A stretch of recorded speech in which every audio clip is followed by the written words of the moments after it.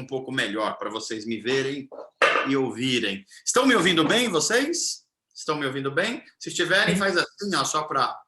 Legal, legal. Alguns estão com a foto aí, mas legal. Estamos, acho que nos vendo bem aqui. Muito bem.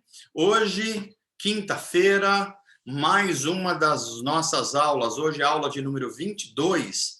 Aula de número 22, gente, que maravilha. Cada aula mais ou menos 1h30. Lá se vão mais de 30 horas de estudo sobre a pessoa e a obra do Espírito Santo, especialmente no livro de Atos. Então, sejam todos bem-vindos. Esse é um curso livre de teologia e de formação espiritual da nossa comunidade Atos, mas não só dela. Outros irmãos também estão participando, estão sendo gravadas todas as aulas, e é possível acompanhar, então, mesmo que haja alguma dificuldade de trabalho ou outra dificuldade no meio do caminho. Sejam todos bem-vindos, já falei com alguns dos nossos irmãos. Deixa eu ver quem mais que está por aqui. Deixa eu fazer o meu quadradinho aqui, para ver todos que estão por aqui, só para a gente saber melhor um pouquinho. Deixa eu ver. Legal, tem mais gente que entrou por aqui. Deixa eu ver. Estou vendo a Rosinha aqui com um sorriso, super sorriso. Minha querida irmã Rose Sandrini, desde lá do Paraná, que bom. Gente boa de Deus, Diogo, Cris, legal. A Carla Patrícia, que eu acho que é a Josi. A Ana, deve ser. A Cida Cesareto está por aí. Não, a Josi está com um outro nome aqui. A Carla eu não estou identificando. A Gorete está por aqui também. Maravilha. Vamos juntos, então, na nossa jornada aqui. Que bom que a gente está juntos. Está faltando alguns irmãos aqui, mas eles devem estar chegando ao longo aqui da nossa aula. Então, vamos lá. Vamos, primeiro de tudo, já tem aí uma telinha expressa para vocês, a partir do capítulo 17. Pode ir um pouquinho mais adiante, Pedro, por favor. Capítulo 18. Ok, a gente parte daí, 19, ok? Antes de tudo, deixa-me falar algumas coisas para vocês. Nosso curso é um curso sobre a pessoa do Espírito Santo e também a obra do Espírito Santo. E por que isso é importante? Por vários motivos. Porque o Deus criador dos céus e da terra, o Deus de Israel, o Deus dos cristãos, o Deus a quem nós servimos, é um só Deus, mas manifesto em 3 pessoas. E o Espírito Santo é uma dessas pessoas. Deus é uma comunhão, é uma coisa para além da nossa capacidade mental. Mas nós precisamos fazer um esforço, porque é assim que a Bíblia revela Deus. Deus é uma eterna comunhão.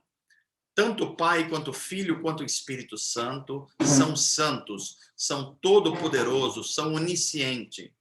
Mas na história da relação do homem com Deus e da criação, cada uma dessas pessoas de Deus tem uma atividade mais explícita, mais enfática, por assim dizer. E nós estamos aprendendo aqui que desde que Jesus ressuscitou, foi aos céus e mandou o Espírito Santo, nós vivemos aquilo que a teologia cristã chama de a era do Espírito Santo. É a pessoa do Espírito Santo que atua no mundo dos homens hoje. E é por isso que nós precisamos conhecer a pessoa do Espírito Santo, ter um relacionamento pessoal com o Espírito Santo, porque é ele que nos revela as profundidades de Jesus Cristo, de Deus na história. É ele que nos dá força e poder, não é um conhecimento só intelectual, é ter acesso à comunhão, ao conhecimento da pessoa do Espírito Santo, gera um poder espiritual. E esse poder espiritual é que nos faz termos uma vida significativa em testemunho, em fé, em ação. Veja, há 2 grandes perigos no mundo da vida cristã. A primeira delas é ignorar a pessoa do Espírito Santo e o relacionamento. Infelizmente, há cristãos que simplesmente ignoram a presença do Espírito Santo, a pessoa do Espírito Santo. Então, essas pessoas vivem um cristianismo excessivamente intelectualizado. É um cristianismo só da mente, ele não desce para o coração, para a vida, para a prática. Isso é muito triste, porque essas pessoas elas não desfrutam, primeiro, da comunhão interna e mais intensa com Deus, e segundo, não desfrutam de um poder, de um dínamos espiritual. E isso faz com que há muitos cristãos fracos, uma vida espiritual muito pobre, empobrecida, sem um relacionamento com o Espírito Santo. Isso é um das grandes tragédias, digamos assim, da vida cristã. Do outro lado, existem pessoas que, embora tenham sede das coisas espirituais, elas não entenderam quem é a pessoa do Espírito Santo, porque ou não teve interesse, ou não teve quem explicasse, e o fato é que tem muita gente vivendo outras coisas que chamam de experiência espiritual, mas que, conforme as Escrituras, nada tem a ver com o Espírito Santo. Isso é um perigo. Isso é um perigo porque o mundo que nós vivemos, ele tem uma dimensão espiritual. Ele é espiritual. É um mundo em que existe o mundo material, mas junto com o mundo material existe uma dimensão espiritual que, embora os nossos olhos não vejam, eles são reais. Mesmo no mundo material, há muitas coisas que a gente não vê e são reais. Eu acho que você não viu o vento hoje, mas você não negaria que o vento existe. E ainda nós estamos falando de coisas materiais. Imagina as espirituais. Há anjos, há demônios, há seres malignos, há potestades, há realidades espirituais fortíssimas no mundo que nós vivemos. E nós precisamos discernir. E só é possível discernir isso no poder do Espírito Santo. Então, há pessoas que se tornaram esotéricas. Se tem umas que são frias demais, outras se tornaram esotéricas, ficam atribuindo ao Espírito Santo coisa que as Escrituras nunca atribuiu ao Espírito Santo. Então, é muito perigoso isso, quando nós fugimos da palavra de Deus. Há pessoas que vivem dizendo o tempo todo, Deus me disse, Deus me falou. Epa, vai devagar com isso aí. Porque a pessoa de Deus que atua no nosso mundo é a pessoa do Espírito Santo. E é preciso tomar cuidado para a gente não atribuir ao Espírito Santo coisas que são do nosso coração, da nossa mente, o que nós achamos, que pode até ser uma coisa boa, mas jamais a gente pode atribuir ao Espírito Santo uma coisa que a Bíblia não nos autoriza. Daí ser fundamental nós conhecermos a pessoa do Espírito Santo, nos relacionar com ele, receber esse poder que vem desse relacionamento e conhecê-lo profundamente, o que é o fruto do Espírito, como os dons espirituais se dão na dinâmica do Espírito, como é que é ser cheio do Espírito Santo, o que significa se esvaziar do Espírito Santo, o que significa ser templo do Espírito Santo, o que significa ter visitações do Espírito Santo, e como o Espírito Santo vai conduzindo as pessoas na história, tal como Paulo, como Pedro, como a igreja primitiva, como Estevão, como Barnabé, como Filipe, esses homens cheios do Espírito Santo, que nós estamos aprendendo com eles nas Escrituras, ok? Então eu queria reforçar isso. Nós não estamos apenas querendo saber mais sobre a Bíblia, estamos buscando um relacionamento mais íntimo com a pessoa do Espírito Santo.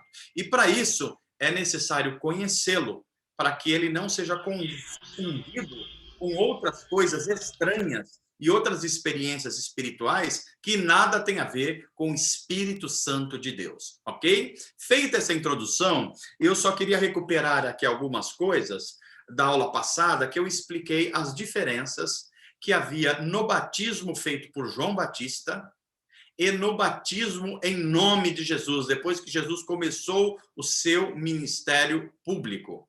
Lembre-se que João Batista antecedeu a Jesus, ele falou que Jesus viria, ele era primo de Jesus, e ele batizava e chamava as pessoas ao arrependimento. Por quê? Estava por vir a era messiânica.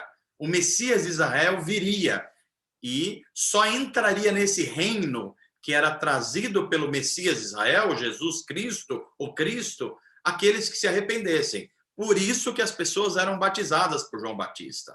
Jesus não precisava ser batizado por João Batista, mas ele diz: me batize, João, para que toda a justiça seja cumprida. Ou seja, Jesus, embora não precisasse do batismo de João Batista, porque ele não precisava se arrepender, porque não tinha pecados, mas ele se identificou com os seres humanos e passou pelo batismo para indicar: olha, eu sou um ser humano também, mas eu sou um ser humano que faz plenamente a vontade do meu Pai.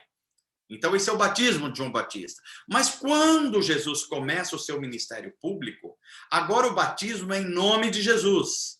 E o que significa ser batizado em nome de Jesus? Significa algumas coisas. Primeiro, o perdão dos pecados. Veja, João Batista não podia perdoar pecados. Ele abriu o caminho para arrependimento. Mas Jesus é Deus. Embora seja homem, ele também é Deus. 100% homem, 100% Deus. Ele pode perdoar pecados. Então, batizar em nome de Jesus significa receber o perdão ou a remissão dos pecados. A segunda coisa importante que significa o batismo em nome de Jesus significa receber o dom do Espírito Santo. Ou seja, o Espírito Santo vem a habitar a pessoa. A pessoa tanto é batizada no Espírito, como o Espírito batiza a pessoa no corpo de Cristo. A igreja no sentido espiritual, ok? Então, essas diferenças são muito importantes. O batismo de João Batista fala de um arrependimento para entrar na nova era messiânica. O batismo em nome de Jesus fala de um novo nascimento, a regeneração, nascer de novo, nascer no reino de Deus, nascer para o Espírito, ok? Então, eu estou reforçando aqui para que a gente não tenha dúvidas a esse respeito. Podemos ir um pouquinho adiante, Pedro? Então, vamos lá. Aí a gente discutiu a aula passada as 4 experiências que acontecem no livro de Atos e que nos indicam como foi a experiência da vinda do Espírito Santo sobre grupos de pessoas, grupos diferentes, no livro de Atos dos Apóstolos. E por que a gente está estudando essas 4 experiências? Para a gente tomar alguns cuidados, para a gente não fazer afirmações e generalizações que a Bíblia não faz. Nós estamos vendo, ouvimos nessas 4 experiências, que embora o Espírito Santo tenha vindo para grupos diferentes, por exemplo, só judeus, depois samaritanos, depois gentios como Cornélio, romanos, depois os discípulos de João Batista que só conheciam o batismo de João. Então, apesar de toda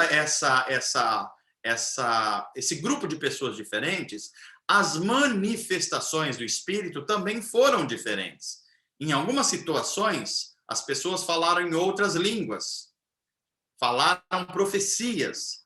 Em outras situações, a conversão e o dom do Espírito veio junto, e não houve o dom de línguas.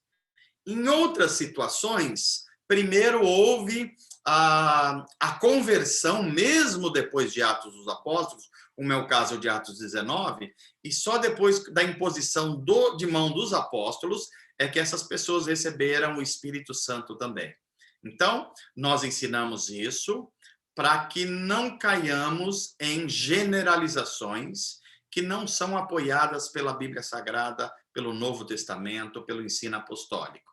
Por exemplo, uma pessoa pode falar em línguas ao receber o dom do Espírito Santo ou o batismo no Espírito Santo? Pode. Mas é sempre assim que acontece? Não. Uma pessoa pode ser batizada no Espírito e não falar em línguas? Sim. Mas é sempre assim que acontece? Não. Para quem é o batismo no Espírito Santo e o dom do Espírito Santo? É só para os judeus? Não, é também para os judeus. É também para os samaritanos, que não são judeus, digamos assim, da Judéia, são mestiços? Sim, é para todo o povo, língua e nação.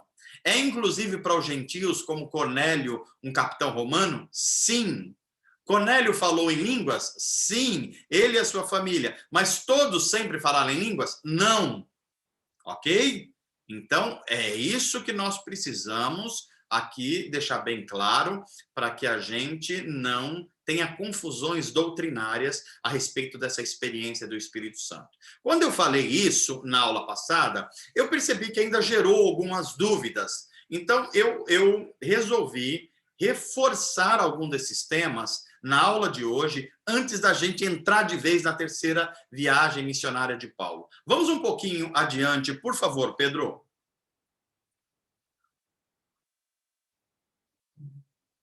Então, olha só, gente. Volta um pouquinho, Pedro, só um pouquinho. Volta na tela só para a gente acompanhar. Em Atos 2, nós temos 2 episódios.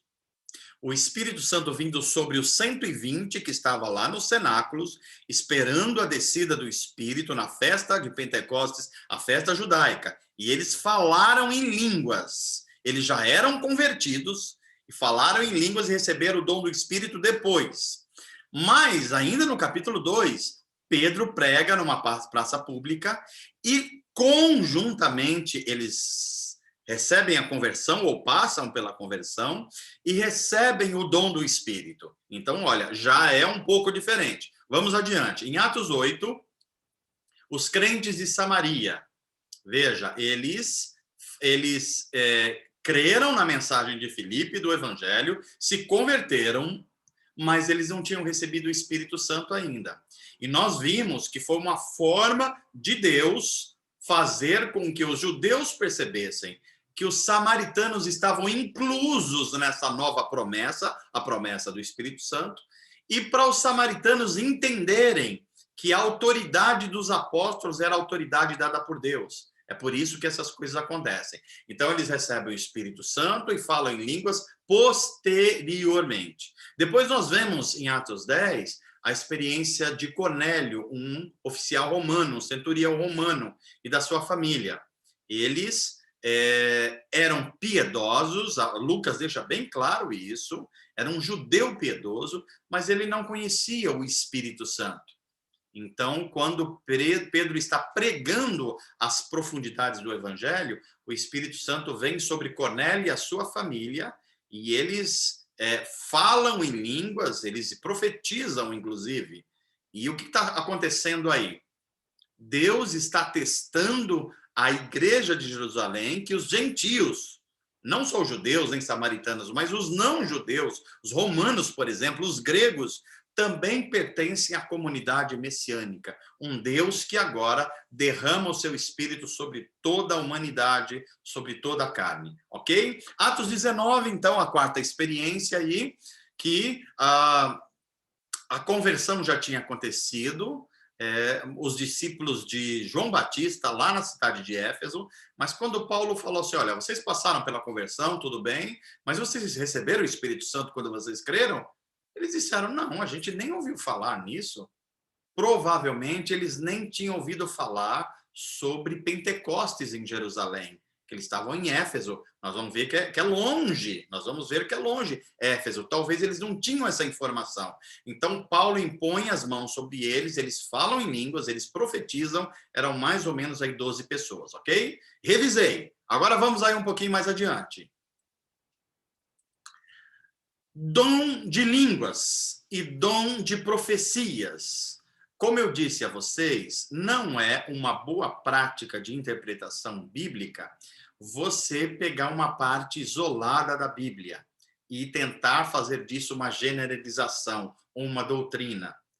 É muito importante que a gente vá a outros textos bíblicos para ver se a nossa compreensão não foi equivocada, não foi parcial a respeito de um tema bíblico. Por exemplo, os dons espirituais, eles vão aparecer bastante em Atos dos Apóstolos, especialmente o dom de línguas, o dom de profecias e o dom de curas, e o dom de expelir demônios. Então, esses dons vão aparecer, mas não são os únicos. O lugar da Bíblia onde se fala mais sobre dons espirituais são os capítulos 12, 13 e 14 da primeira carta de Paulo aos Coríntios. 12, 13 e 14. Então, é por isso que é muito importante que a gente compreenda. Eu tinha pedido para vocês lerem esses 3 capítulos para a gente ganhar um pouquinho de tempo na aula. Se vocês leram, vão acompanhar isto que nós vamos abordar agora. Primeiro, os cristãos na cidade de Corinto fizeram... Lembra que Paulo está fazendo as suas viagens, ele passa por Corinto, ele prega o evangelho, mas dúvidas ainda acontecem.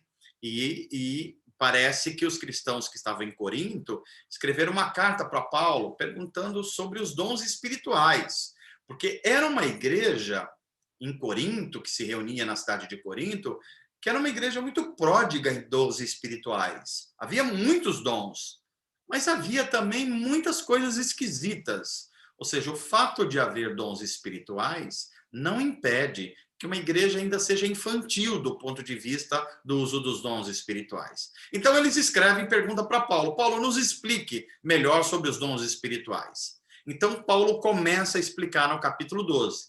Paulo vai dizer que o Espírito Santo que foi dado desde Pentecostes, o que ele fala, o que ele ensina, a forma como ele age, ele está sempre apontando para Jesus. Não há nada na obra do Espírito Santo que seja contra Jesus ou diferente de Jesus como pessoa e do seu ensino. Então, o Espírito Santo, que dá dons aos homens, dá dons à igreja, é o Espírito Santo enviado por Jesus, portanto, completamente inseparável e completamente em harmonia com a pessoa e com os ensinos de Jesus. Primeira coisa que a gente precisa aprender aqui. Pode ser que alguém fale assim: ah, mas o Espírito vai fazer uma coisa diferente aqui hoje, nesse culto. Ah, mas o Espírito agiu diferente na vida. Diferente o que exatamente? Porque se for diferente do caráter de Cristo e dos ensinos de Jesus, isso deve ser rejeitado. Os apóstolos deixaram isso muito claro. O Espírito Santo é livre para fazer coisas diferentes, mas não coisas que confrontem o espírito do Evangelho. Essa é a primeira coisa importante. A segunda, há diferentes dons e há diferentes serviços. E também há diferentes maneiras do Espírito Santo atuar, mas o Espírito é o mesmo. Não pode haver uma pessoa que se diz falando no Espírito ou agindo no Espírito, e outra pessoa também falando e agindo no Espírito, e essas pessoas não estarem em concordância. Isso não pode ser o Espírito nem os dons do Espírito, porque Paulo vai ensinar: o Espírito é o mesmo. Pode ser dons diferentes, pode ser tipos de serviços diferentes, o Espírito pode agir de maneiras diferentes, mas o Espírito é o mesmo. Aí vem uma pergunta mais específica que os cristãos de Corinto fazem a Paulo. Paulo, nos explica o que é o dom de profecia, e o que é o dom de línguas, e o que é o dom de interpretação de línguas. Aliás, no primeiro momento, parece que eles nem sabiam que existia esse dom de interpretação. Mas Paulo vai explicar de forma clara como a dinâmica desses dons deve acontecer. O que é, então, o dom de línguas? E aqui vai uma informação nova. Eu disse a vocês, e estou reafirmando aqui, que o dom de línguas que aparece em Atos 2 são necessariamente idiomas humanos. Vou repetir aqui. O dom de línguas que acontece em Pentecostes, em Atos 2, são dons de línguas de idiomas humanos. As pessoas que falaram esses idiomas, elas nunca estudaram, mas o Espírito concedeu-lhes falar de modo milagroso. Ok? Como é que a gente sabe que são idiomas humanos? Porque os judeus que moravam em outros países e cidades ouviram as grandezas de Deus e do Evangelho na sua própria língua. Então, eles estavam falando idiomas humanos. Agora, nós estamos em 1 Coríntios 12.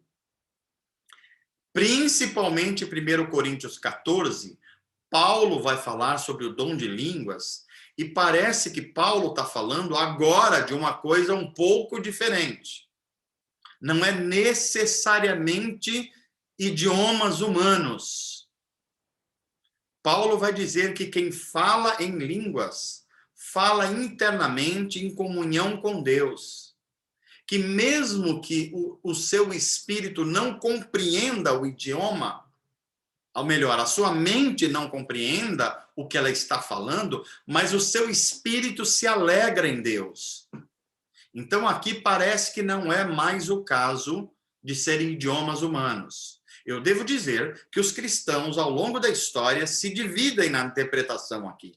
Há quem ache que ainda é idiomas humanos, e sempre é idiomas humanos, e há quem ache que não são idiomas humanos. É algum tipo de linguagem do espírito. Ok? Então, eu estou colocando as duas coisas aqui. Eu, particularmente, acho que 1 Coríntios 14, e eu estou aqui apoiado por também grandes nomes da fé cristã, se trata de uma linguagem do espírito, não é necessariamente mais idiomas humanos, porque os propósitos são diferentes. Em Atos 2, o propósito de Deus é comunicar as verdades do evangelho às nações. Portanto, são idiomas humanos. Agora, em 1 Coríntios 14, o propósito é outro. É edificação pessoal daquele que fala as línguas diferentes ou línguas estranhas.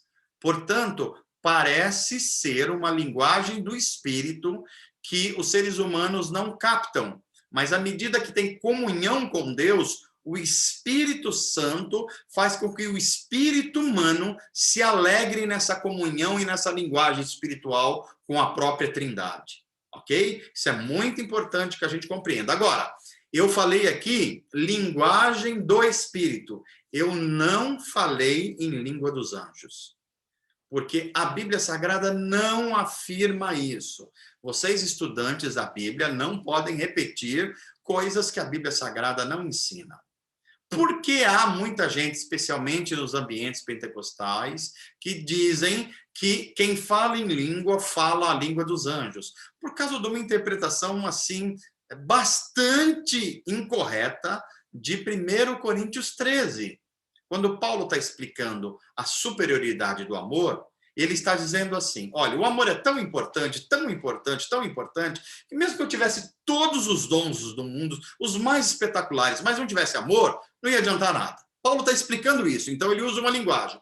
Ainda que eu falasse a língua dos anjos, só. Ainda que. Primeiro, Paulo não está falando que fala a língua dos anjos. Paulo está dando uma demonstração de que o amor é superior a qualquer coisa que a gente fique encantado. Por exemplo, a gente ouvir anjos falar seria uma coisa encantadora, num idioma que eventualmente fosse dos anjos. Mas Paulo está falando que o amor, ou o exercício do amor, é muito superior a qualquer uma dessas pretensões. Paulo não está falando que fala a língua dos anjos, Paulo não está dizendo que as línguas estranhas são a língua dos anjos, nada disso. Então, vamos interpretar corretamente 1 Coríntios 13 e 14, ok? Então, essa é a primeira coisa. Segunda coisa, dons de profecia. Dons de profecia é quando, em reuniões públicas, sobretudo, o Espírito Santo vem de uma forma particular sobre uma pessoa a quem foi dado um dom e há uma mensagem para a igreja, para a comunidade, que ela pode ser de exortação, ela pode ser de conforto, ela pode ser de correção. Qual a característica desse dom de profecia? Primeiro, ele jamais pode substituir as Escrituras e pode ser contra as Escrituras. Tanto é que Paulo fala, confira, discirna, para ver o que está sendo dito, se é do Espírito mesmo. E qual é a prova que é do Espírito? É que não nega as Escrituras. É a primeira coisa. Segunda coisa, não é um dom para ser executado, feito, utilizado toda hora. Ele tem uma hierarquia, ele não é superior ao ensino da palavra. Por exemplo, num culto público não deveria acontecer de ter uma pregação das Escrituras, a exposição da palavra, e uma pessoa que tenha o dom de profecia parar a mensagem e dizer assim diz o Senhor. Não deveria acontecer isso nos cultos públicos. A Bíblia não autoriza isso, os apóstolos não autorizam isso. Terceira coisa, Paulo ensina que o dom de profecia, que pode ser uma bênção para a igreja, ele é um dom superior ao dom de línguas, no sentido de que quem fala em profecia fala na linguagem inteligível do público, por exemplo, da igreja. E quem fala em outras línguas ou línguas estranhas, fala ou num idioma humano, como é o caso de Atos 2, ou numa linguagem espiritual, que parece ser o caso de 1 Coríntios 14, mas em ambos os casos é ininteligível para quem está naquele ambiente. Portanto, ele não edifica.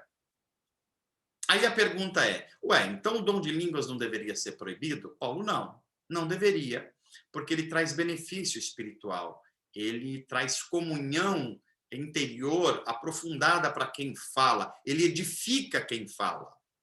A única observação que o apóstolo faz é, use com discernimento esse dom. Por exemplo, Paulo vai falar em Coríntios, entre 12, 13 e 14, que o dom de línguas deve ser usado sempre com moderação no culto público. Segundo, fala em 2 ou 3 no máximo, não pode estar todo mundo falando em línguas. Mas alguém fala, mas o Espírito fez todo mundo falar em línguas. Vai devagar nisso aí. Vai devagar, porque nós temos instrução nas Escrituras. Paulo vai fazer uma outra observação que é bastante ignorada no nosso tempo. Quando houver o dom de línguas, deve também haver o dom de interpretação de línguas. Talvez nós sejamos de uma geração que a gente nunca tenha visto esse dom de interpretação de línguas. Eu já tive a alegria de ver isso na minha infância, juventude, mas são dons raros na igreja, porque, via de regra, não tem acontecido nos ambientes públicos aquilo que Paulo ensinou que deveria acontecer. Onde há dom de profecias, de línguas, deve haver também o dom de interpretação. Talvez algum fale assim, mas se o Espírito quiser tomar as pessoas e ninguém mais ter controle das coisas. Não, a Bíblia diz que isso não pode acontecer. Porque a Bíblia vai dizer que o espírito humano, ele é sujeito, o Espírito Santo é sujeito ao profeta. O profeta não sai fora de si quando está falando uma profecia. Então, um profeta tem que ter discernimento para saber também a hora que ele vai proferir essa profecia. Então, isso é muito importante que a gente compreenda, para que a gente não apague o espírito, mas que a gente não entre por caminhos heréticos que a Bíblia não ensina sobre o pretexto de ser uma experiência espiritual. Depois da sequência, Paulo vai explicar uma coisa que é da maior importância. E aqui, olha, no verso 13, que vai ser um verso-chave para a compreensão do que é o batismo no Espírito Santo. Porque Paulo vai falar, todos nós fomos batizados em um só corpo, pelo único Espírito. Todos batizados num só corpo, e esse corpo é o batismo feito pelo Espírito. E todos recebemos o privilégio de beber do mesmo Espírito. Portanto, aqui é um ensino, digamos assim, completo do Novo Testamento. Não há cristãos legítimos sem o Espírito Santo. Se alguém não tem o Espírito Santo, ele não é um cristão legítimo. Os dons podem variarem, alguns podem aparecer, outros não aparecerem, mas a ação do Espírito Santo e o fruto do Espírito Santo, que é aquilo que é descrito lá em Gálatas, amor, alegria, paz, bondade, domínio próprio, temperança, tem que aparecer na vida do cristão. E isso cada vez mais enfaticamente deve aparecer, ok? Paulo então vai instruir a igreja e ele vai dizer assim, gente, entendam, porque as pessoas estavam falando assim, mas quem tem o Espírito Santo não tem que falar em línguas? Mas quem tem o Espírito Santo não tem que profetizar? Mas quem tem o Espírito Santo não tem que ser apóstolo? Paulo, peraí, gente. E ele começa a fazer perguntas retóricas. Ele vai falar assim, todos têm o dom de ser apóstolo?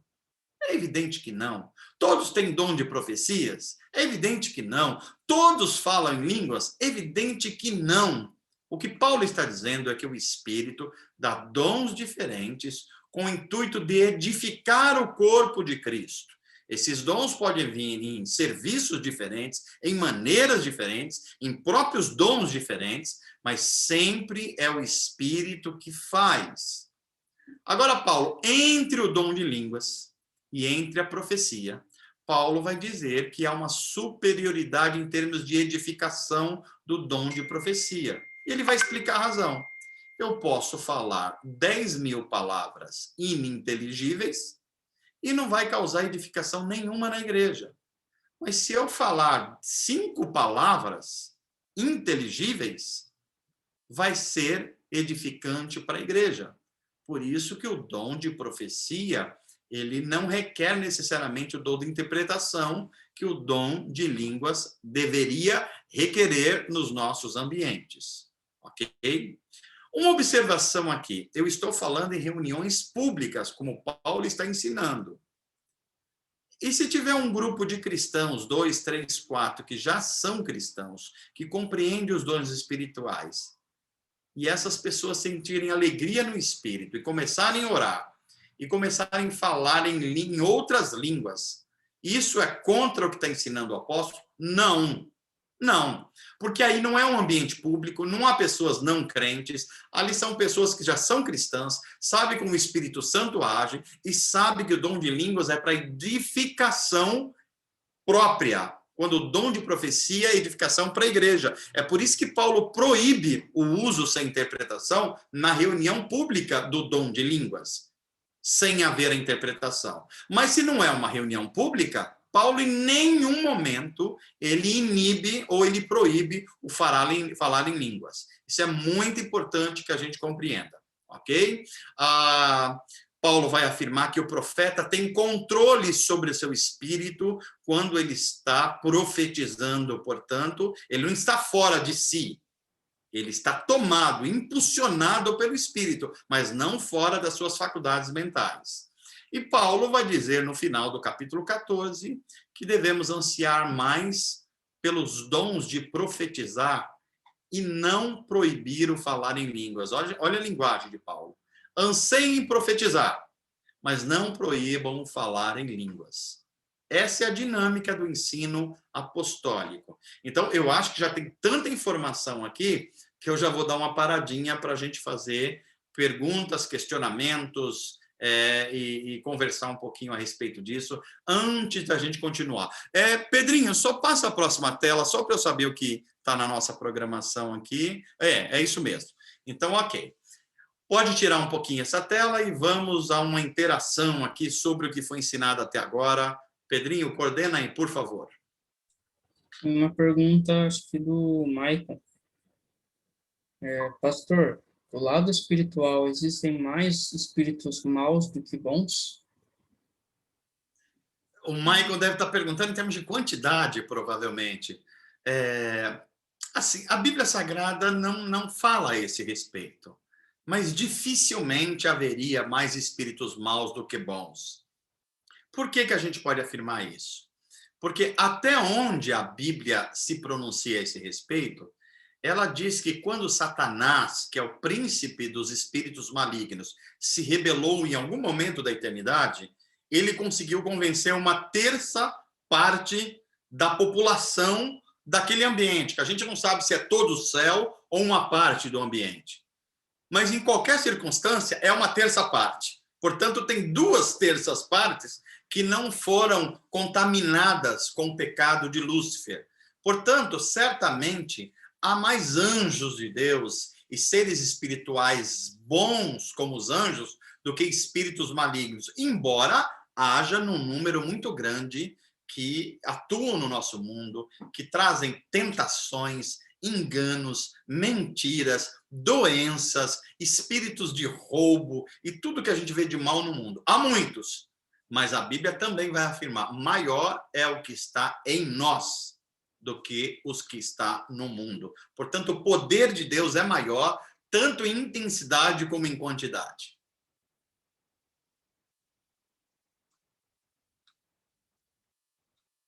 É isso aí? Ajudou, Michael? Legal, pode ser a próxima se tiver aí, Pedrinho.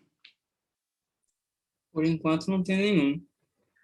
Que maravilha! Ninguém tem dúvidas sobre textos difíceis da Bíblia, como 1 Coríntios 12, 13, 14 e Atos. Que coisa incrível! Eu acho que o pessoal está tímido. Daqui a pouco eles devem ter mais alguma pergunta aí. Bem, se não aparecer, eu vou um pouquinho adiante, mas eu vou esperar um pouquinho mais, que eu acho que tem. Eu tenho impressão que tem. Veio uma aqui. Olha aí, já veio. E não é revelação isso não, hein? É só experiência pastoral. Por que nos dias de hoje não vemos ninguém falar em línguas estrangeiras, como antes? Muito bem, uma bela pergunta. E eu acho que a palavra é essa mesmo, língua estrangeira, como a experiência de Atos 2. Porque em Atos 2 havia um propósito muito claro de Deus em relação a ser um sinal para os não crentes. Pedro vai informar, vai nos ensinar, e Paulo também, que o dom de línguas era um sinal para os não crentes. O que significa isso? Que as grandezas de Deus e o evangelho estava sendo ministrado às nações que não conheciam o evangelho. Portanto, Deus se utilizou de idiomas humanos. A experiência que nós vivemos hoje não é mais uma experiência para evangelizar pessoas com línguas estranhas. Nós evangelizamos no nosso idioma, no nosso vernáculo. Os alemães evangelizam no alemão, os ingleses em inglês e assim por diante. Então, agora, as línguas estão estabelecidas e o evangelho chegou às nações. Então, a pregação é no próprio idioma da nação. Portanto, por isso que o dom de línguas hoje ele se manifesta como essa linguagem do Espírito, que nós não temos muitas informações sobre ela, mas que os apóstolos informaram. O espírito humano se comunica com o Espírito de Deus e a edificação nesse relacionamento. Então, é por esse motivo que não acontecem mais, não é que não acontecem, não acontece com a mesma intensidade. Há relatos missionários de pessoas que vão evangelizar em outras nações, tribos, vilarejos que falam outros dialetos, e o Espírito de Deus toma essas pessoas e elas falam sem nunca ter estudado ou ouvido no idioma daquela região. Ainda acontece isso, mas num número muito menor do que foi a experiência, por exemplo, de Atos 2. Ok?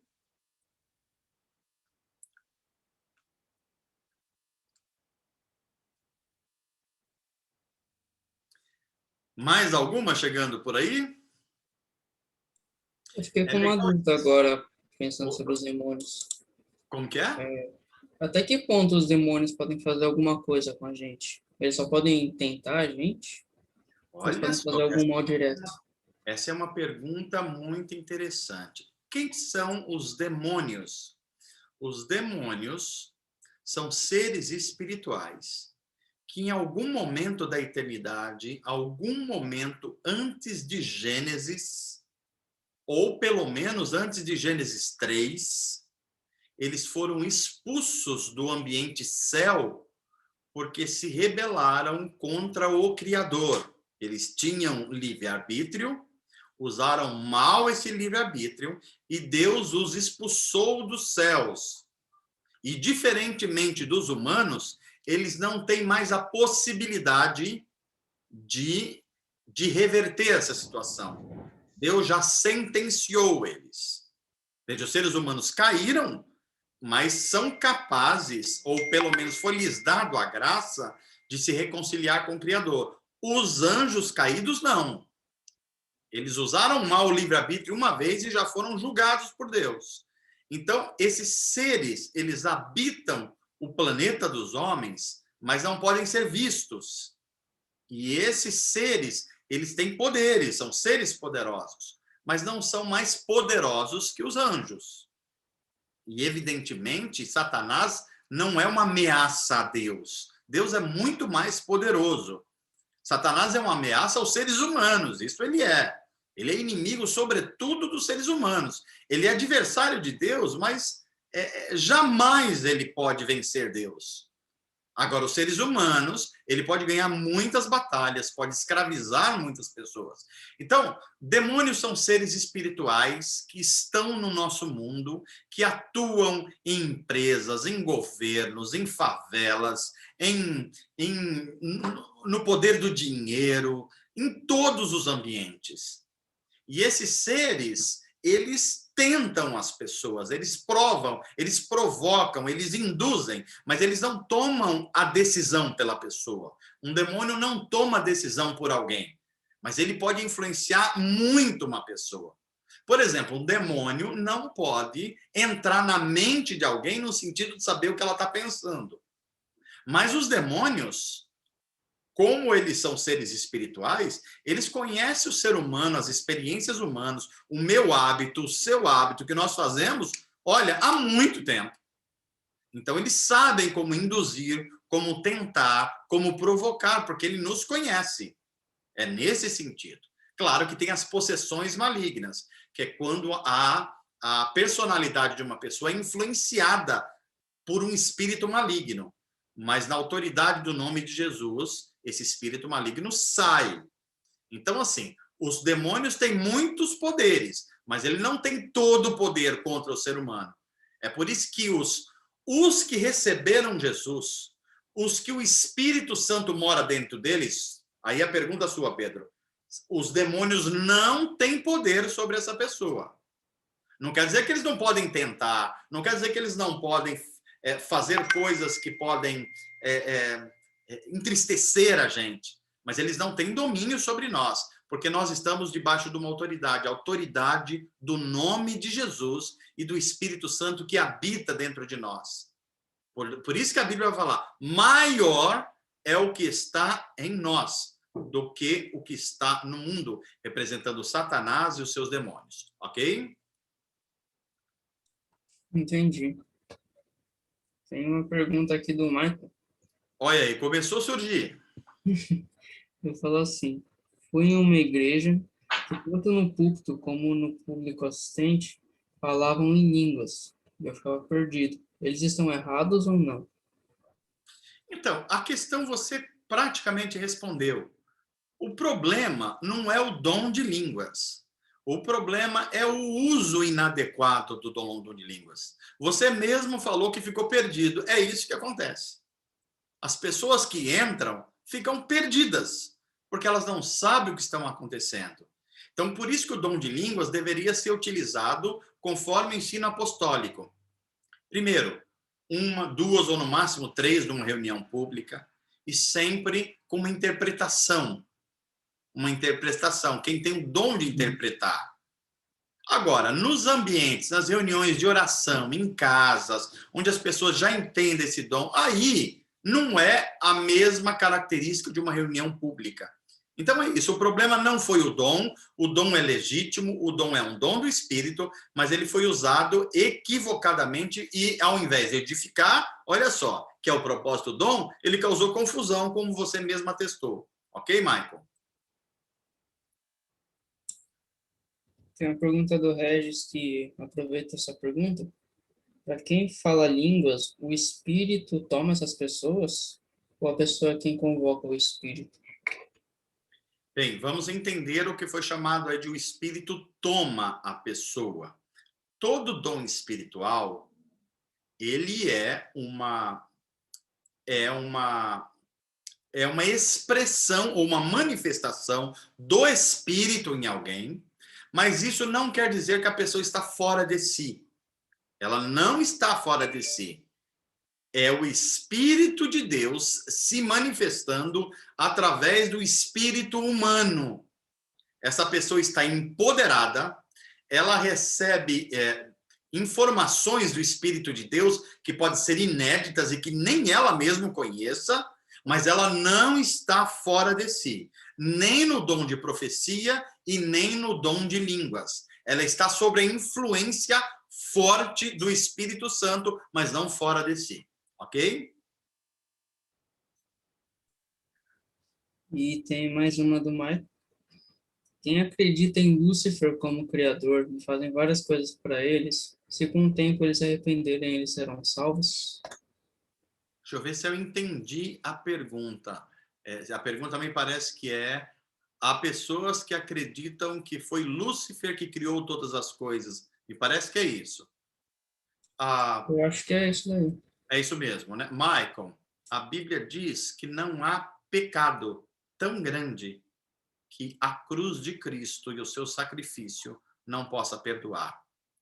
Todas as pessoas que sejam alcançadas pelo evangelho da graça de Deus e que Cristo abriu os olhos, eles confessarem Jesus como Senhor de suas vidas, eles recebem perdão dos pecados e o dom do Espírito Santo e passam a ser a habitação do Espírito de Deus. Portanto, sim, eles podem sim receber a luz de Deus, passar pela conversão e serem templos do Espírito Santo.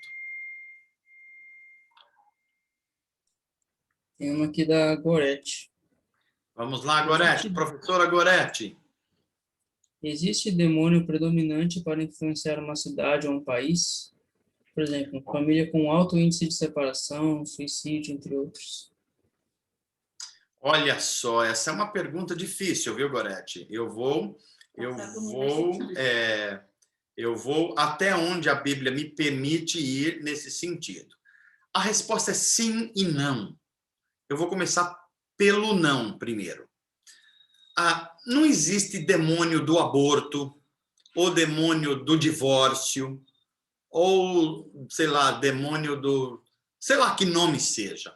Esses nomes são dados por espíritos malignos nos centros espíritas, mas não na Bíblia Sagrada e de acordo com a teologia cristã. O que ocorre é que os espíritos malignos, embora eles não sejam eternos, porque eles pecaram contra Deus e foram julgados já, eles são seres que habitam esse planeta há milhares e talvez milhões de anos. Então, os seres espirituais, os demônios, eles conhecem o comportamento humano. Por exemplo, uma pessoa que alguém fale assim, puxa, mas essa família, uma pessoa engravidou antes de casar, e depois a filha também engravidou antes de casar, e depois a neta também, deve ter um demônio aí. Bem, tem demônios influenciando, não há dúvida nenhuma. Mas não é um demônio do aborto, ou demônio de engravidar, ou demônio de mãe solteira. É que os demônios conhecem as fraquezas e as experiências sociais dessa família. E da mesma forma que ele conhece as fraquezas, ele vai atuar nessas fraquezas. Os demônios não vão ficar perdendo tempo, porque são seres hábeis e inteligentes, em tentar alguém numa área que ele é forte. Ele vai tentar justamente numa área que é fraco. Então, nesse sentido, não há, digamos assim, demônios customizados.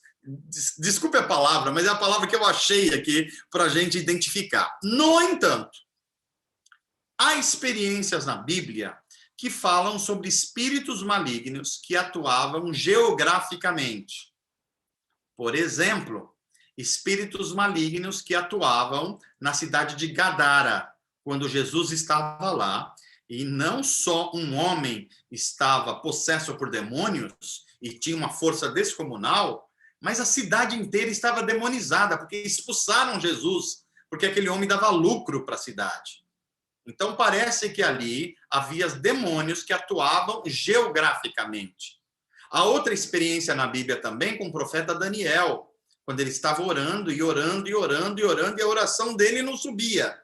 E depois foi dado a ele a revelação, um anjo que rompeu essa dificuldade que estava tendo, dizendo que havia um príncipe demoníaco que estava impedindo a oração dele e que um anjo com um poder maior ainda quebrou essa barreira que estava acontecendo com a oração de Daniel. Então, veja que é uma coisa diferente. A Bíblia também sugere que a nação de Israel ela tem a proteção de um anjo, o anjo Miguel. É meio difícil compreender essa passagem na Bíblia, mas a Bíblia sugere isso. Então, é muito possível que as nações tenham anjos, mas aí são anjos e não demônios, que são responsáveis para não virar um colapso. Tem lugares e ambientes que só não colapsam, a gente não sabe por quê, mas a Bíblia vai dizer. Porque os anjos de Deus estão atuando, colocando um limite no mal e não deixando a coisa ser tão ruim quanto ela poderia ser. Espero ter ajudado. Veja se era isso que você perguntou mesmo, Gorete.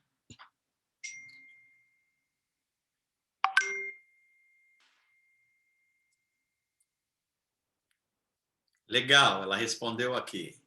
Temos mais alguma coisa, Pedro? Tem mais uma aqui. Vamos lá. E quanto aos supostos dons de cura e de profecia fora dos ambientes cristãos, a que podemos atribuir? Fora dos ambientes cristãos? Isso. Ok. Então vamos lá. A Bíblia vai ensinar que há um mundo e uma realidade espiritual. Essa realidade espiritual, nós os cristãos conhecemos parte dela, porque nos foi dada a conhecer pelas Escrituras e pelo Espírito Santo. No entanto, não é exclusividade dos cristãos esse acesso ao mundo espiritual.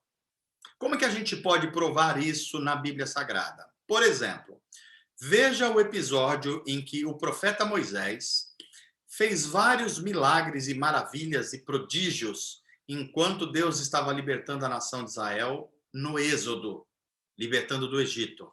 Moisés fez coisas extraordinárias. Mas veja só, os magos do Egito também fizeram. Inclusive transformar a água do rio Nilo em sangue, dentre muitas outras coisas. Ou seja, a manipulação de poderes espirituais não é uma exclusividade dos cristãos. E é por isso que nós precisamos de discernimento. É possível acontecer uma cura num ambiente não cristão? É. O problema dessas manifestações é que os dons de Deus, as manifestações do Espírito, têm sempre como objetivo o amor, a diminuição do sofrimento, a cura legítima que vem pelo poder do Espírito Santo é sempre um ato do amor de Deus. Essas ações espirituais, que até podem ser curas, que acontecem em ambientes não mediados pelo Espírito Santo, elas acontecem com outras intenções.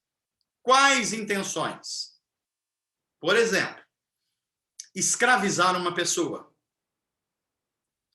A gente viu recentemente um episódio que está passando na televisão de uma pessoa chamada João de Deus. E o que ele fazia? Ele fazia acontecer manifestações espirituais. Podia ser que uma parte delas era falsa e fraudulenta, mas pode ser que uma parte era verdadeira. Com que objetivos? Escravizando mulheres, estuprando mulheres, fazendo dominação sobre as pessoas. Olha só como os demônios podem agir. Quando uma pessoa coloca num post uma informação, traga o seu amor de volta aos seus pés. O que é isso? Isso é manipulação de poderes espirituais e a finalidade está longe de ser o amor. Porque se você tem que trazer uma pessoa à força aos teus pés, o nome disso nunca foi amor. O nome disso é escravidão espiritual. Então, a realidade espiritual, ela é complexa e ela existe. E ela não é um monopólio só dos cristãos. É por isso que os cristãos, eles precisam do poder do Espírito, que pode ser o dom de cura, mas ele precisa de discernimento espiritual, porque tudo que é feito em nome de Jesus e no poder do Espírito Santo são sempre obras do amor, e o amor liberta e não escraviza.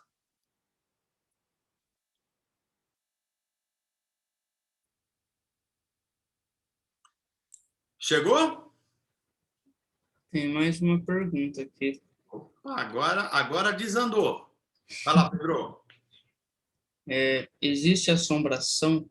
Espíritos que aparecem por inteiro, ou vultos, ou barulhos? Espíritos podem se manifestar dessa forma? Olha só, é uma pergunta também bastante interessante. Deixa eu responder, mas separando aqui algumas coisas.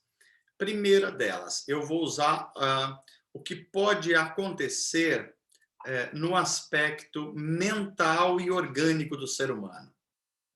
Há algumas doenças mentais e emocionais que podem alterar a química do cérebro e a dinâmica do cérebro. Por exemplo, um deles, a esquizofrenia. O que é a esquizofrenia? É uma desregulação química do cérebro que pode provocar na mente humana visões irreais, projetar imagens irreais, mas que nos olhos e na mente da pessoa que está passando por isso parecem ser reais. Então, isso pode ser confundido com uma assombração, com uma visão, ouvir vozes, inclusive vozes que falam de querer matar a pessoa.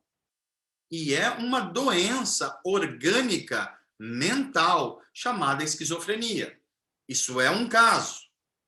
Agora, nós podemos estar falando também de quando uma cultura é afetada de forma muito forte por espíritos malignos ou ensinos equivocados. A nossa cultura brasileira é rica, bela, cheia de coisas muito boas, mas nós temos problemas na nossa cultura, porque toda cultura precisa ser redimida, portanto, ela está também imersa no pecado. O Brasil é pródigo em personagens folclóricas que indicam isso. Boitatá, a loira do banheiro, sei lá, cada um aí vai saber um nome a respeito disso. Saci Pererê, que desaparece e aparece.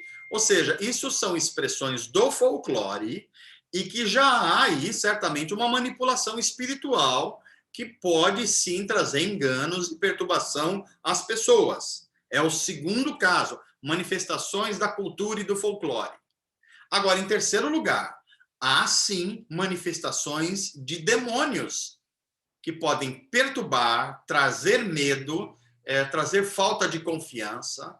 Agora, um cristão agindo no poder do Espírito Santo, que é templo do Espírito Santo e que confessa Jesus, tem autoridade para expulsar esses espíritos malignos. Então, um cristão que se alimenta da palavra de Deus, da oração e da comunhão, ele pode e deve usar a autoridade, o nome de Jesus, para expulsar esses espíritos malignos.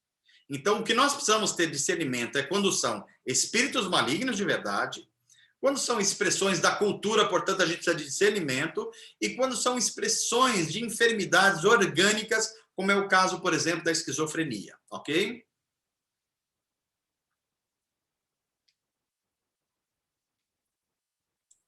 Temos mais uma pergunta. A gente vai, então, a essa e dar uma paradinha, porque hoje nós não vamos estourar o tempo, tá bom? Vamos lá. Como explicar as visões feitas por crianças? Às vezes, conversar com alguém que já faleceu são demônios? Olha só, essa é uma pergunta que parcialmente eu já respondi, mas eu acho que falta aí algumas coisas que a gente pode aprofundar. Todo ser humano, não só as crianças, ele convive com um número muito grande daquilo que se chama sinapse, que são interações no cérebro que vão acontecendo aos milhares e talvez aos milhões num único dia. São ligações que acontecem dentro do nosso cérebro e que formam pensamento, imagens, conexões neurais, tudo isso. Todos nós temos isso. E é por isso que nós precisamos do sono. Porque o sono é o momento onde o cérebro ele se desliga quase que totalmente para que essas conexões elas passem por uma espécie de manutenção. Então, é nessa hora que o nosso cérebro ele está descansando, então ele não tem função de dar sentido às coisas. Ele vai acontecendo, mas sem muito sentido. É por isso que você já teve algum sonho, e eu também já tive, que você está na sua casa, daqui a pouco você está dentro do avião, daqui a pouco o dragão pegou você e jogou você e você foi parar no Japão. Do Japão você apareceu na Vila Brasilândia E você fala, mas que sonho doido é esse? A luz tinha uma boca. Você fala, não faz o menor sentido. Pois é, não faz mesmo, ainda bem que não faz, porque o cérebro está descansando. Então, esse é um aspecto orgânico. Orgânico. Agora, as crianças, especialmente o cérebro da criança, ele funciona com uma intensidade muito grande. Então, uma criança, ela pode ter essas funções cerebrais exacerbadas e ela ter algumas confusões mentais. Confusões mentais. Isso pode acontecer. Crianças com pesadelos, por exemplo, quando o cérebro está fazendo essa limpeza, a criança parece que é mais suscetível a isso. Agora, essas duas coisas que eu falei não podem ser confundidas com algo de natureza espiritual. Por exemplo, jamais uma criança ou um adulto pode ter contato com uma pessoa morta. Jamais. Está proibido isso conforme a Bíblia Sagrada. Deus não autoriza.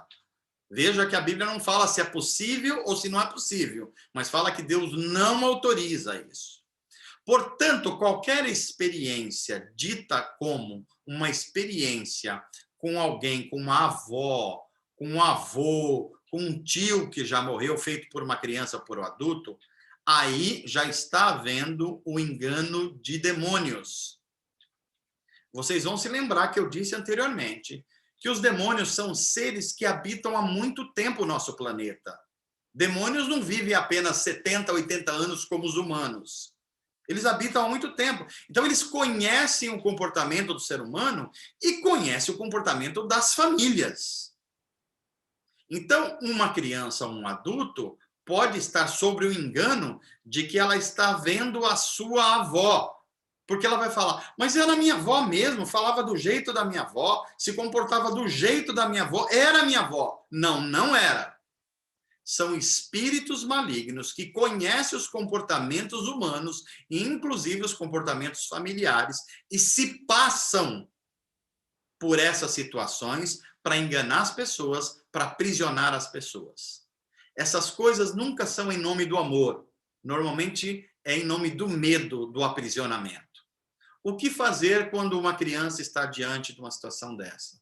Assim que ela acordar, você pai, você mãe tem a obrigação de dobrar os joelhos com ela, explicar para ela e orar. O nome de Jesus expulsa todo medo e todo mal. Tem autoridade sobre todo o mundo espiritual, ok?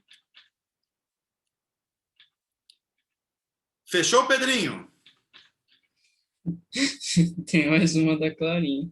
Então vamos fazer o seguinte, ó. Eu ia entrar na terceira viagem missionária de Paulo, mas a gente não vai conseguir porque são 21 e 22. Aqui a gente tem mais ou menos 8 minutos. Como esse assunto rendeu bastante aqui, então eu vou dedicar esses últimos minutos para responder questões. E na aula 23 nós entramos rasgando no capítulo seguinte, tá bom? Para a gente chegar até o 28 aí. Nós vamos entrar para a terceira viagem missionária de Paulo, destino Jerusalém, depois destino Roma. Lindo esse trecho final do livro de Atos. Vamos lá, as perguntas. Ela pediu para falar. Vamos lá, Clarinha. Tá me ouvindo, pastor? Sim. Eu queria saber sobre paralisia do sono, que é quando a gente está sonhando alguma coisa, principalmente pesadelo, e aí parece que a gente acorda e a gente só consegue pensar e olhar, a gente não consegue falar e nem se mexer. E ver algo tipo vultos, algumas coisas assim, tipo, o que é basicamente? Se é só o cérebro ou se pode ser a ação dos demônios também. Olha só, há experiências orgânicas que podem provocar isso. Às vezes, essa dinâmica do cérebro, quando a gente está descansando, e o cérebro também está descansando, provoca não só pensamentos confusos ou imagens confusas, como também pode causar alguma dificuldade motora em nós. Então, há experiências médicas que falam sobre isso, isso é uma possibilidade. Agora, a gente precisa discernir se essas coisas acontecem com alguma frequência e se essas coisas perturbam a gente, especialmente depois, quando a gente acorda e fica pensando muito nisso e se sente meio perturbado, o caminho é a oração. A oração colocando diante de Deus e pedindo a Deus, em nome de Jesus, no poder do nome de Jesus, que se há algum espírito maligno, algum ser maligno tentando atuar para tirar a paz e trazer o medo, que ele seja derrotado e que ele seja expulso pelo poder do nome de Jesus. Isso deve ser feito através de oração, para que essas experiências não sejam repetitivas. Então, veja aqui que eu estou falando de uma experiência que pode ser normal ou orgânica, e uma experiência que pode ser uma perturbação espiritual. Toda vez que gerar uma dúvida, vá à oração. Gerou dúvida, vá à oração. E se utilize das ferramentas com as quais Deus nos dotou, a autoridade do nome de Jesus. O Evangelho segundo Mateus vai terminar no capítulo 28 com as palavras de Jesus. Todo poder me foi dado no céu e na terra. Todo poder foi dado no céu e na terra, nos ambientes naturais e nos ambientes espirituais. Todo poder. Portanto, vão em meu nome e façam discípulos de todas as nações, ensinando-lhes a obedecer, e batiza-os no nome do Pai, do Filho e do Espírito Santo. E eu estarei convosco. Jesus prometeu estar conosco e a sua autoridade conosco. Portanto, nós temos autoridade sobre os espíritos malignos e devemos utilizá-la com fé, com coragem, através da oração.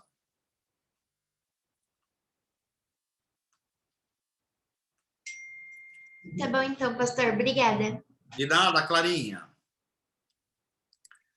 Mais alguma, Pedrinho? Zeramos. Eu posso fazer uma pergunta, mano? Vamos lá, Cezinha.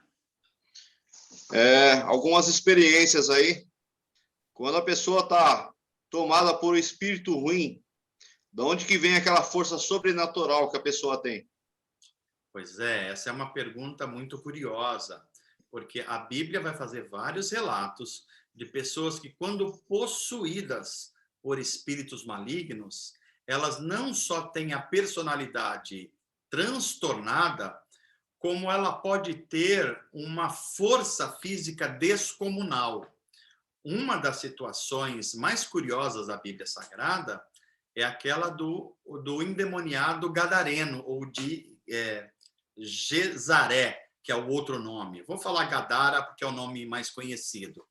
Este homem vivia nos sepulcros e ele vivia nu como um bicho, e quando alguém chegava perto dele, ele tinha uma força descomunal que poderia matar uma pessoa, e mais, não se conseguia prendê-lo com cadeias porque ele quebrava. Então, tenta imaginar alguém com uma força que é capaz de quebrar metais. Então, é uma coisa realmente impressionante. A Bíblia fala de outras experiências em que as pessoas elas recebem um poder, e esse poder é um poder que dá uma força física descomunal. O que é curioso notar é que, primeiro, os demônios têm o poder para fazer isso. Mas mesmo esses demônios que têm o poder para fazer isso com o ser humano, eles não podem resistir à autoridade do nome de Jesus. Portanto, nenhum cristão legítimo que vive sobre a palavra de Deus, sobre a oração, precisa ter medo dessa força. Porque esse demônio, ele jamais pode fazer algum mal à pessoa se ela estiver revestida do poder do Espírito Santo. Ao contrário, uma palavra de autoridade vai fazer com que esse demônio caia.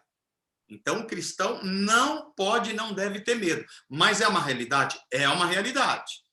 Demônios podem possuir pessoas e dar a elas uma força física descomunal, de quebrar móveis, de fazer uma série de coisas que naturalmente uma pessoa não poderia fazer. Mas vamos lembrar, palavras da Bíblia Sagrada, maior é o que está em nós do que o que está no mundo. Nós temos poder espiritual sobre esses espíritos malignos.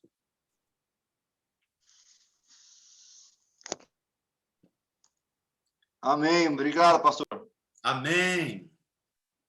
Mais alguma? Eu acho que não. Olha só, então, nós temos agora 9h29. Hoje eu fui mais disciplinado aqui, que na outra aula a gente teve bastante pergunta, a gente chegou perto das 10. Mas hoje a gente está conseguindo aqui ficar perto. Só que eu não entrei na terceira viagem missionária de Paulo. Nós não entramos no Airbus de Paulo, na viagem dele, né? Que tem experiências incríveis desse homem fantástico chamado Paulo, uma das mentes mais brilhantes que o mundo já conheceu, sobre qualquer aspecto. Espiritualmente recebeu revelação que nem mais um ser humano recebeu. Tanto é que Deus teve que colocar um espinho na carne, que é uma linguagem metafórica, para ele não se exaltar demais, porque ele recebeu coisas que nenhum ser humano recebeu mais. Então Deus colocava um limite nele, né? Para isso, um homem que conhecia a filosofia do mundo antigo como ninguém, um mundo que conhecia a sabedoria judaica como ninguém. É este homem que Deus se utilizou para que o evangelho se espalhasse da Palestina para o mundo. E a gente está estudando como o Espírito Santo dotou Paulo com essa personalidade e também com esses dons espirituais para revolucionar o mundo da igreja primitiva. Tá bom? Gente, então, por enquanto, nós vamos ficando por aqui, nós vamos concluindo a 22ª aula. Parabéns a todos vocês que nunca estudaram tanto a Bíblia, tantas horas seguidas. A gente está chegando a 32 horas. Você já imaginou estudar a Bíblia durante 32 horas? Está acontecendo. Isso já é um milagre do Espírito Santo. Tá vendo só? Que coisa legal. Então, a gente vai, quinta-feira que vem, a 23ª, e aí nós vamos fazer aí uma jornada que vai pegar de Atos 20. A gente está chegando na quarta parte de Atos dos Apóstolos, que vai até 28. E nós vamos fazer essa viagem fantástica de Paulo. Agora, a terceira viagem, ele quer ir para Jerusalém, depois de Jerusalém ele vai para Roma, e a história é incrível, como o Espírito Santo está agindo, fortalecendo Paulo e criando condições para que as boas novas de Jesus cheguem ao mundo inteiro, inclusive a nós aqui. E eu estou vendo que vocês estão abrindo a câmera. Pedrinho, se quiser concluir a gravação, pode concluir, que agora a gente vai aqui para a comunhão de final de aula, né? Que é tão boa a gente lembrar dos nossos irmãos. Vamos ver!